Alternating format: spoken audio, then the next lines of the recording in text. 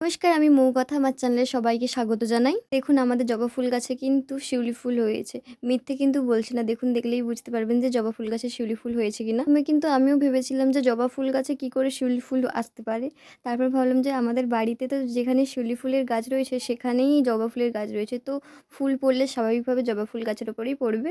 তো তাই জন্য বললাম যে জবা ফুল গাছে শিউলি ফুল হয়েছে। এটা নিয়ে আবার কেউ খারাপ মন্তব্য করবেন না। দুর্গাপূজা যে চলে এসেছে তা এইসব ফুল ফুটলেই বোঝা যায়।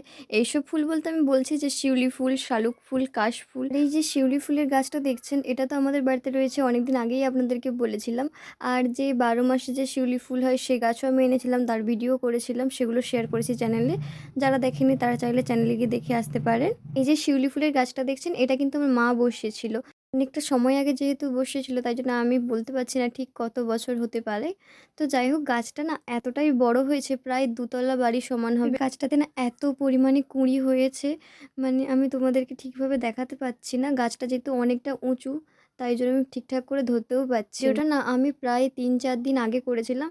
তারপরে যখন গাছে ফুল হয় তারপরে তোমাদের সঙ্গে সেই ভিডিওটা শেয়ার করছি। আজকের ভিডিওটা তোমাদের কেমন লাগলো কমেন্ট করে জানিও। আর যদি ভালো লাগে তাহলে চ্যানেলটাকে সাবস্ক্রাইব করে পাশে থেকেও লাইক করে দিও। আর এর আগের ভিডিওগুলো যারা দেখোনি তারা চাইলে চ্যানেলে গিয়ে দেখে আসতে পারো। আর আমাকে কিন্তু কমেন্ট করে জানিও যে তোমাদের কার কার বাড়িতে রয়েছে এই শিউলি ফুলের গাছ।